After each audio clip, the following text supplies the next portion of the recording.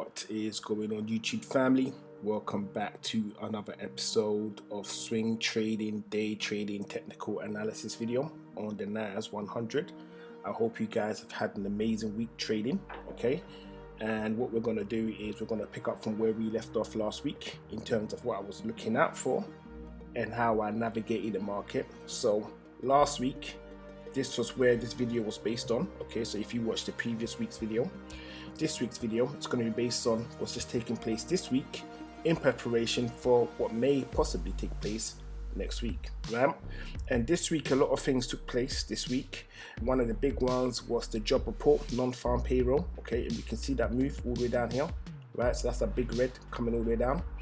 And a number of things took place as well, especially in regards to the weekly highs and the weekly lows. So I'm just going to break that down as to how we kind of navigated all of that, all right? Okay, so first things first, last week on the Monday, my first move I made was a fantastic move and it worked out really well, right? And it worked out really well, and somewhere across the line I kind of just stopped thinking properly, right? And I just made like a terrible move, right? So essentially this is what happened, right? So on Friday, once again, I could see price was consolidating on a Monday, right? So what I did was I placed myself at this location just below this wick right here, okay, towards the end of the Monday, and I kind of got triggered in for the Tuesday, and price rolled all the way down, and my TP, right, this is the fun part, and my TP was set dead on the weekly low. And what happened was price came all the way next to it. I didn't jump out, right? Okay, I didn't jump out, right? And price then went all the way back up again, right? Okay, up to this level, right? And then at this zone right here, this was when overconfidence set in. So at this zone right here, I was like, ooh, this is what is taking place right now. We have a head and shoulders. So first shoulder, this is the head. At that point on the Wednesday, it looked like this was the second shoulder, okay?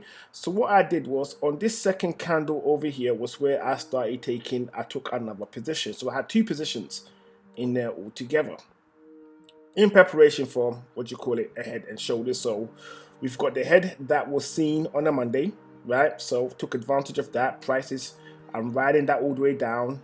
It hasn't hit my TP, it's gone back up. I've now expanded my TP even lower because I'm confident that it's a head and shoulders and price is going to fly all the way down, right? And I've added another position on, okay? So on the Thursday, do you know what happened, guys? Well, market came up and took me out of both positions. So both positions got taken out, boom, I was out of that, okay? And I managed to recover a small amount of my losses on the Friday on the NFP, which basically was on around, 3 o'clock? 3 o'clock, I kind of put myself down here. I positioned myself over here, right? Because of where it was, I just thought it was just gonna come down even though it was an uptrend. So it came down a little bit towards the end of the day. I just took what I could get, which was this candle over here, because I thought it was pulling back up again. So this was the candle that I hopped out on. So I hopped out on this one right here. Not this red at the bottom, that would have been fantastic if I did that, but I got out on this one over here. So trade over here was going good, got greedy, didn't get out, then in the end got slapped in the face, 2 trades, lost them both, and just managed to recoup a little bit of my losses. That's what took place last week, right? Now, how could I have better prepared myself for that terrible mistake that I made? Well, I should have listened to my own advice, right? Because there was a move that took place to tell me that maybe I should not have been selling, but I should have taken all of my trades off the table. And only Lord knows, I literally did not see it during the time. I mean, I see it now. As market was progressing through the week, I did not see it at all. It was completely blind to me. And what that was simply this. Price did not close below previous week's low. That was it right here, right? So when price started to retrace back from this level, I should have hopped out with everything I had gained from this trade that I made up here all the way down here. I should have hopped out at least here, right? At least at this level over here, right? And when he pulled back down again and he gave us this shape, okay, even though I had added on a second trade at this location that partially went profitable, right? I should have closed everything. Or say if I didn't do that, I should have brought at least all of my stops to around this level over here, right? But like I said, at the time, all of this hadn't taken place. So say for example, if I was to remove this out of the way, and you was looking at this on a Thursday, you would think that this is a head and shoulders. And that's exactly what I thought. That's exactly what I thought. I thought that was a head and shoulders. Shoulder number one, shoulder number two, it's only going to go down. It was easy as that. And literally that wasn't the case. It went all the way up and literally took me out. So that's the lesson that I've learned from that particular move, is obviously, you know, try to pay more attention as to what's going on and how it's happening, right? So moving forward, what are we doing for next week? Next week, same thing as we always do. Same thing as we always do for next week, right? So next week is this. We're looking at for the weekly lows and the weekly highs, right? So this is the weekly low set last week. And I believe this was set on the Tuesday. So let's add a nice little label to that, weekly low. And then we have our weekly high that was set on a Friday, courtesy of NFP. And that's that right here, weekly high. That price point, the weekly high is going to be 18420.6, right? And the weekly low for next week, that's going to be 17807.3. So these are the two levels that we're looking out for to see if it gets taken out. And if it does get taken out, then we're going to be looking for positions in the corresponding direction. Okay, so because weekly high was taken out last week and the weekly low was not taken out last week, I am of the opinion that there's a high probability that maybe price will begin pushing up next week and possibly take out the high again. So based off last week's weekly high being taken out on the Friday due to the NFP, so we had a bit of a rally, then obviously it took out that weekly high, then it's come back down again, right? But it hasn't taken out any lows, right? I am of the mindset as it stands right now that next week, in my opinion, there is a high possibility, right? Once again, in my opinion, right, that market will be closing above the weekly high. So I think it's going to go up, right? I could be right. I could be wrong. We'll find that out next week, essentially. We're going to find that out next week if market is going to close above that, right? So we're going to see how that's going to pan out. And let's just take a look and just see what's actually been going on. See if we actually need to rejig this formation a bit, right?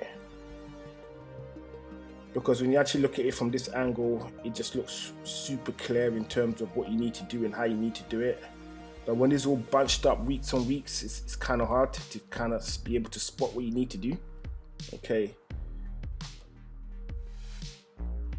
So if I drop it down like this, so I'm just adjusting the trend line at the moment. The trend line, just see if this kind of makes sense. Okay, it kind of does. It kind of does make sense in terms of how it looks, but it possibly might need to be rejigged a little bit more. Okay, so we got weekly lows not being taken out, weekly highs have been consistently getting taken out as we've been moving forward. And I'm just trying to see, because in all fairness, we have an inverted head and shoulders, right? So we have a weird type of shape. So let's just look at this from this angle over here. So we have a inverted head and shoulders right here, right?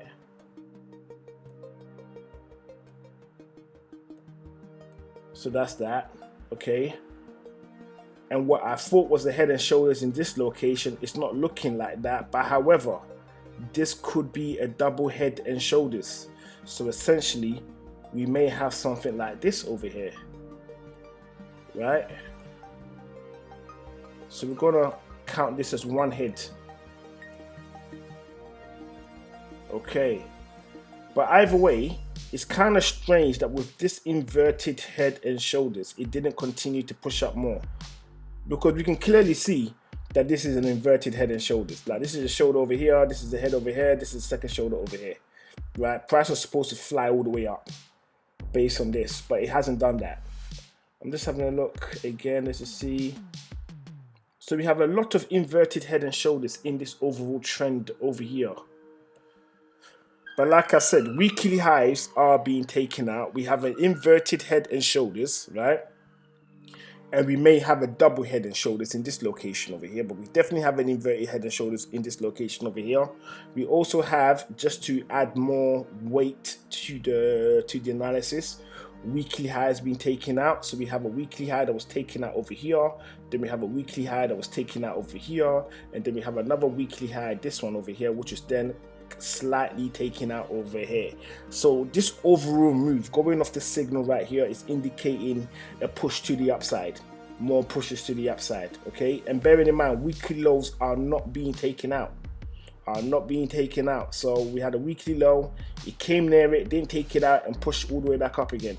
So at this point right now, I'm really bullish on the NAS100, but however, I am going to approach the market with caution, because like I say, I am not a financial advisor. I'm not giving you financial advice. Education, learning, and understanding what you're doing, and how you're doing it is all super important. Okay, and I'm not going to sit here and tell you that I have the answers to all of the questions as to what market presents itself. I don't know it. Right, I'm just discovering it just as much as you are. We're all working together on this at the moment, right? So if you were to ask me, I'm bullish. I'm looking for buys in the NAS as it stands, but however, I'm doing that with caution. I am doing that with caution. Okay, so another thing as well is that at the end of this video, you should be seeing the thumbnail. Okay, so it's going to be in this area, right? And with backtesting videos, because sometimes the weekly highs and the weekly lows, although that is my current style I am trading in, okay, when I was first starting out, there was additional trading concepts that I used. The main ones that I was using was indicators, so it'd be moving averages, Ikimokos, and there is a little hack in them that you can use it to obviously get really good trades, right? They don't work all the time, but there are like ways in how you can use those indicators to make sure that you're just that much more profitable in the market. Okay, and I've done backtesting videos on them, so you should be seeing those right about now. All right, and with all of that covered, I want to wish you all the best for your trades for the future. Okay, and I look forward to seeing you in the next video, which will be very, very soon. So for now, this is Pips and Points signing out.